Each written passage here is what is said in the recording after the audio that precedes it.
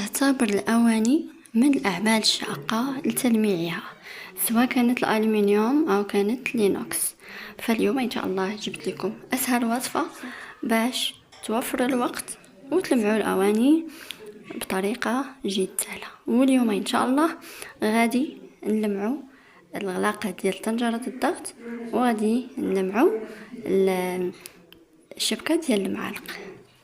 خليكم معايا، وإذا عجبتك الفكرة كملي الفيديو من الأول حتى الأخير مع لايك واشتراك. الحاجة خديت الخل الأبيض، غادي نوزع الخل الأبيض على الأوساخ والتراكمات ديال الغلاقة.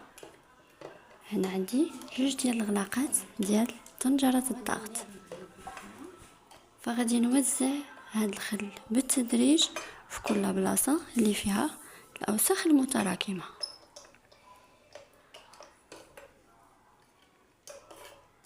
من بعد ما غادي نوضع واحد الكمية ديال الخل اللي تكفيني باش تحيد هذوك الاوساخ في البلاصه ديال الصفاره والبلاصه اللي فيها الاماكن المخفيه اللي فيها الاوساخ.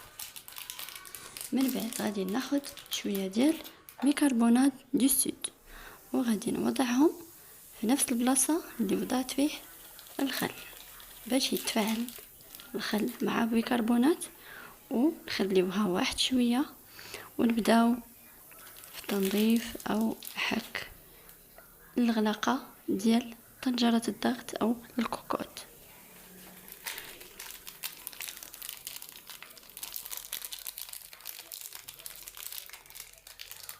غادي نخليه 5 دقائق وغادي نبدا الحك.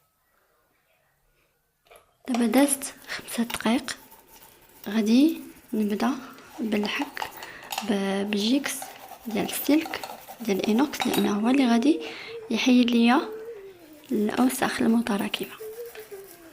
وإلا عندكم داك الجيكس الرقيق، ماشي هذاك اللي كيتفرتت اللي كيدير الصدى، الجيكس الاخر الرقيق هو غادي يحيد كذلك الاوساخ بالتدريج. فغادي نحك كل بلاصه غادي نحكها باش ندوزو للمرحله الثانيه. هاد العمليه كتتم مره واحده في كل عام، حتى كيدور العام عاد او سنه عاد كنعاودوا ليهم نفس العمليه، وكتبقى لينا الكوكوت محافظه لمده طويله. غادي نستمر في الحكان حتى كتزول جميع الاوساخ المتراكمه.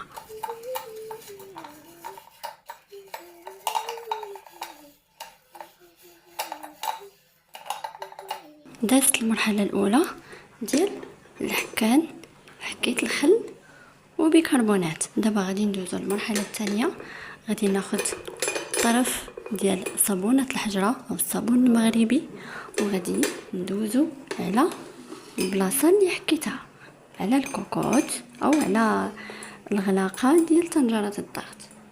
كاع المحيط اللي حكيت، البلايص اللي حكيتهم، الاماكن المخفيه والاماكن المتراكمه، غادي ندوز عليهم هاد طرف الصابونه.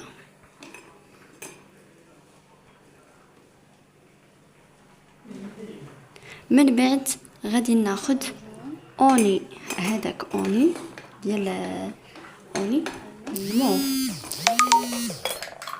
الموف او الازرق، هو اللي كنستعمل في الاوساخ المتراكمه مع طرف صابونه الحجره، كيتفاعل معها وكيعطينا نتيجه جد مرضيه.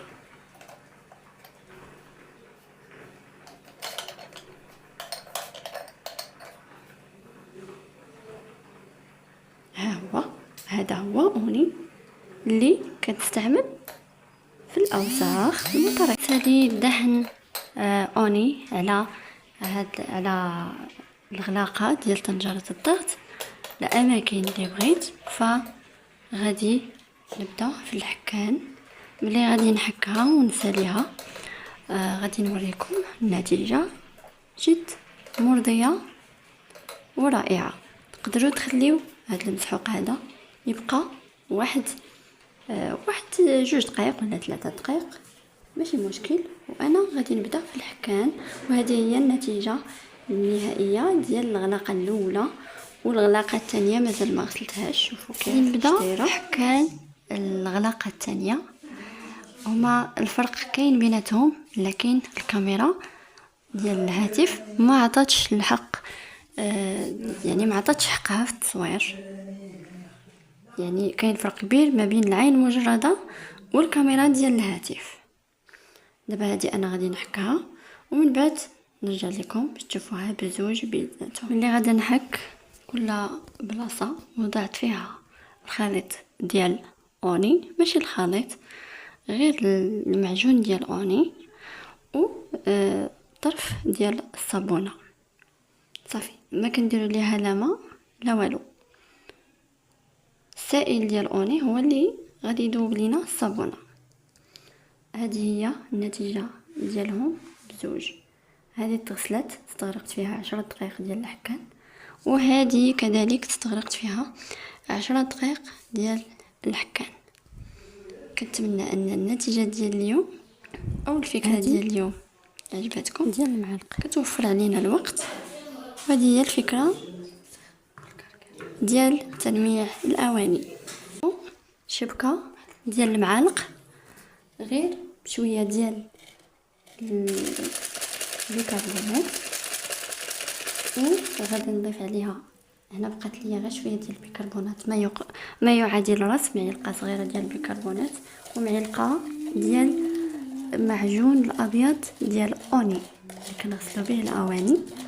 غادي نخلطها مزيان، وغادي ندهن هاد الشبكه ديال المعالق. غادي ندوز عليها غير حكه خفيفه.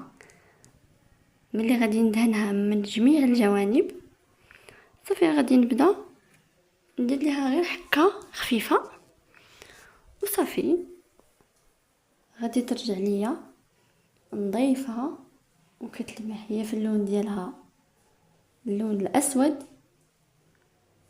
غير غنضيفها من الكركير وغادي تولي شويه، غادي تولي نظيفه.